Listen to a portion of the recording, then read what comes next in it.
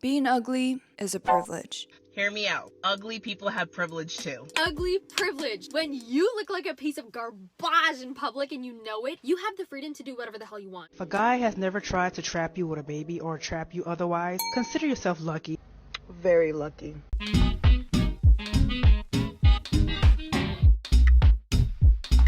In recent months, on TikTok, Instagram, and YouTube, I've been seeing a lot of videos of girls describing their experiences of growing up ugly. A lot of these videos are super relatable because if you're like 99.99% of the humans out there, chances are you've had moments where you are not 100% satisfied with your appearance. And chances are you've had negative thoughts about yourself when you didn't think you look good enough.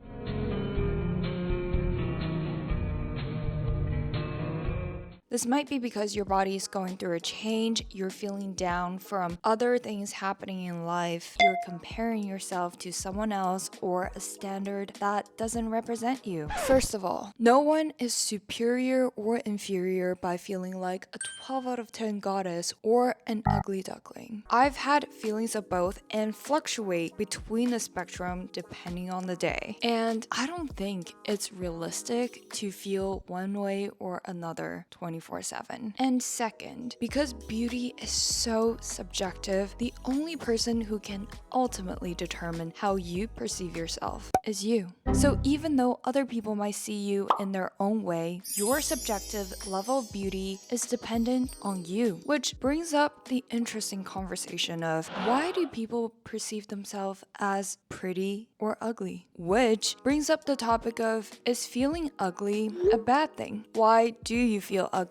And is ugly privilege real or just delusional? So much good stuff to uncover. Let's dive in. To get ready to catcall you, where they're like, and then they catch a glimpse of my face and they're like, growing up ugly.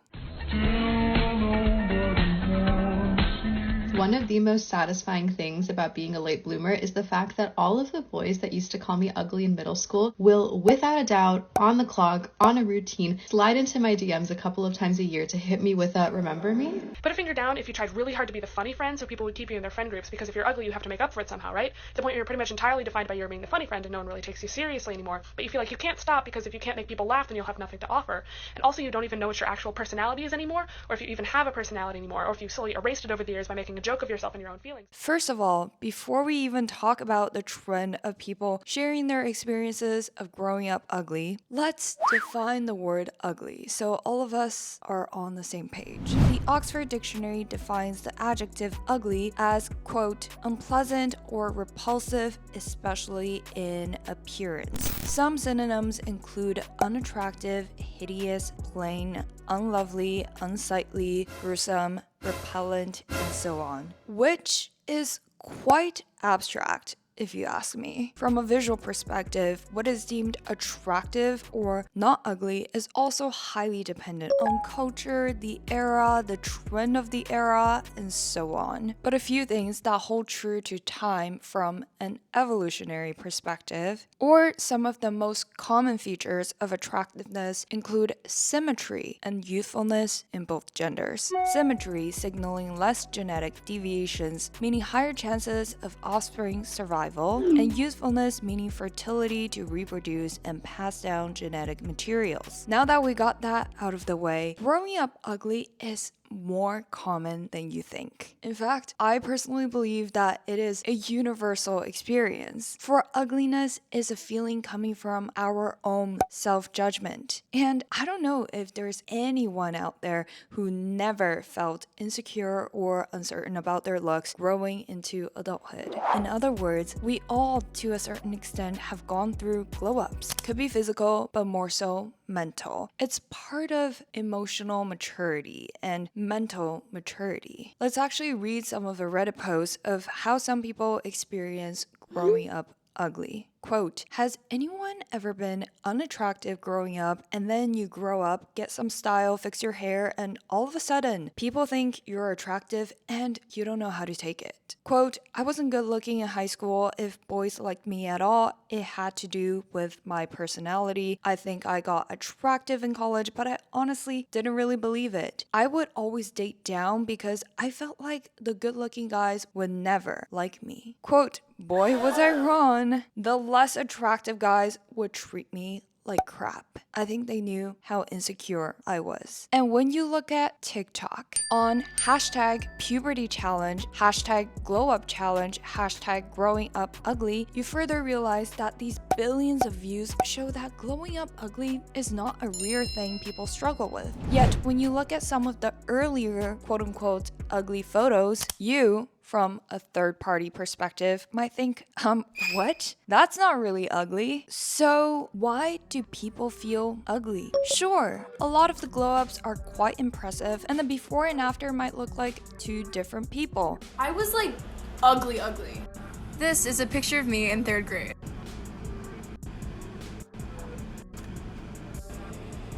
I don't know. But when you think to yourself, how is that possible? It's not like they've been genetically modified. The answer begins on a psychological level. Quote, it's a matter of self-awareness. If you feel ugly, you act differently and probably less confident. But if you think of you more positively, everything becomes easier. Wait, that's me. Yes. I'm beautiful!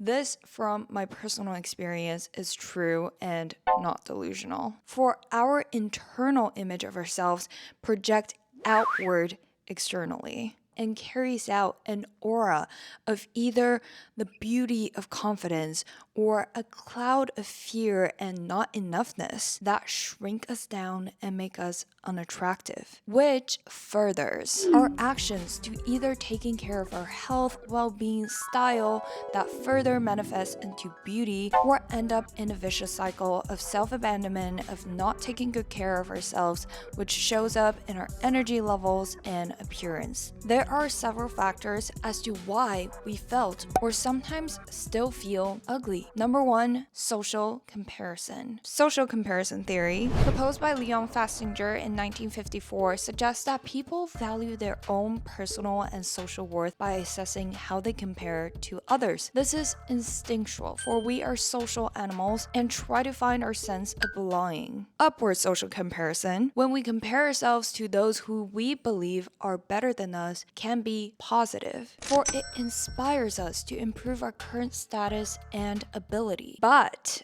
with the skewed lens of social media, of the highly retouched and manufactured reality of beauty, the norm of beauty is no longer achievable for the mass majority, especially for teens still growing up without the resources for the external polish, thus making most, if not all kids growing up feel somewhat inadequate in comparison. Second, face dysmorphia. Facial dysmorphia is a mental health condition where the sufferer has a warped perception of the appearance of their face, which commonly includes distorted views on how their nose, skin, and teeth look. What might be a normal trait to others could be seen as a massive flaw by the individual that they experience intense shame or embarrassment about. It kind of feels like being colorblind, for the world sees red, for example, and all you see is gray, which I can relate to on a personal level because no matter the number of times people tell me how having a cherubic chubby cheek is really cute, some days I do learn to appreciate it, but there are days when I think to myself, oh man, I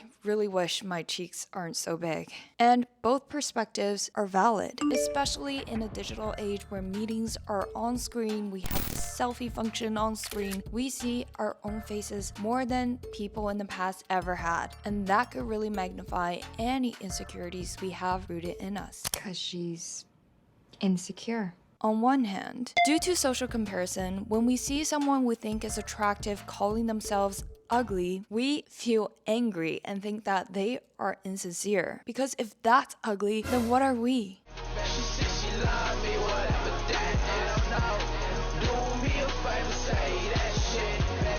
aren't they just setting the bar of unrealistic beauty standards higher? But instead of the encouraged positivity of telling everyone that they are freaking beautiful, one more time. Quite so ugly. You are not ugly, okay? You are the barely beautiful, sexy, gorgeous, handsome, and hot. I personally think it's worse to invalidate anyone's feeling, whether that's feeling pretty or feeling ugly. Because more often than not, that not only does not make them feel any more attractive, but also feel like there is something seriously wrong with them by not feeling hot and gorgeous all the time. With that being said, being ugly and ashamed versus being ugly and proud are two different stories. We now enter the world of ugly privilege. Hashtag ugly privilege, a revolution. Using my ugly privilege to walk alone at night. Ugly privilege. When you look like a piece of garbage in public and you know it, you have the freedom to do whatever the hell you want. Because you know for a fact nobody's attracted to your hotness, so you might as well capitalize on your irrelevance and be the weirdest, loudest version of yourself. Like, I feel bad for Madison Beer because as soon as she enters the room, everyone puts her on a pedestal and she's expected to act a certain way. But you do not have the problem if nobody notices you entering the room. To understand ugly privilege better, we need to first understand how pretty privilege is a double-edged sword. No doubt, being conventionally attractive has its advantages through the halo effect shown in income level, opportunities, and so much more. Just take a quick look at social media and you'll be surprised at how a lot of the successful and famous celebrities and influencers all look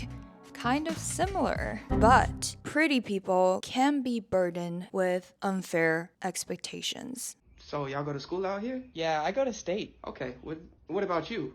Where do you go? Look, shut up. I'm sorry. I'm talking to her. In terms of their potential intelligence or brilliance, they are accustomed to being underestimated due to attractive exterior qualities. They get objectified and harassed under the assumption that they crave such attention by default. And they get backstabbed by people who are jealous and envious for no reason other than their appearances. They get people showing romantic interest just for their looks and don't want to get to know them as a person. How much do I owe you? It's okay. It's all my house. Really? In other words, pretty privilege makes you an object to be looked at, instead of being treated as a multidimensional human with various emotions and feelings and richness a lot of the times. For example, a PhD student who looks like Miss Universe might be thought of as someone who gained unfair advantages in research opportunities, mentorship, and so on, when they might have worked just as diligently, if not more, than everyone else. Whereas an otherwise average looking or even below average looking PhD will be thought of as someone who earned his accomplishments and accolades and his degree through his hard work and because he has a high IQ, not because his dad is part of the research faculty. So what is this revolutionary ugly privilege? Quote, "It's the privilege of feeling that you're not targeted under the male gaze," said Ware, a 27-year-old esthetician from Massachusetts, who says she gets to go about her business without worrying about unsolicited attention at the gym, at work, or just in the public. I have been going to the gym for the last 10 years consistently, even though it may not look like it. I have never in my 100 million times I've been to the gym been interrupted by anybody, hit on, or even looked at uncomfortably that would make me want to not be at the gym or want to leave. Like, all females should deserve this privilege to go to the gym and not be harassed. 22-year-old New Yorker Danny said, quote, "Ugly privilege is real." She noted she's never been catcalled or ambushed during her daily commute through the city streets. Quote, "I'm in the master's program and all my professors think I'm smart." From a safety perspective, ugly privilege does sound really nice, but it does make me really angry to think about the ranges of harassment women suffer through, totally not because there is something wrong with this messed up world and some of the really repulsive men out there, but because these women are pretty. Trust me, being stalked and still being stalked is not a fun experience. Constantly worried that you could be harassed by creepy men is not fun. But I digress. This is a heavy topic for another time. While the common perception is that pretty privilege boosts the privileged one's earning potentials, researchers have also found that the ugliness penalty in terms of pay is probably overstated. A 2018 collaborative study by psychologists at the University of Massachusetts and the London School of Economics and Political Science found that very unattractive people, quote, earn significantly more than attractive people and sometimes more than average-looking or attractive respondents. This is still a little ambiguous as to how the study even defined or differentiated people on their levels of attractiveness and who they sampled. But since fairness in all aspects only exists in the fairy tale fantasy world, I really do like the uprise of ugly privilege. For it's not a trend to encourage people to start calling themselves ugly, but to be more open-minded as to embracing not exactly fitting into the conventional beauty standard. Instead of being ashamed of failing Mission Impossible to keep up with the ever-evolving benchmark of beauty. Like I said many times, trends come and go, but confidence is always in style. Ugly privilege is less about ugly shaming, but having that magnetic confidence that exudes beyond appearance. So that is all I have for today. Thank you for hanging out. Comment below if you think ugly privilege is real. If you're new to the channel, I make a lot of commentaries and growth related videos, so check them out and I will see you next week.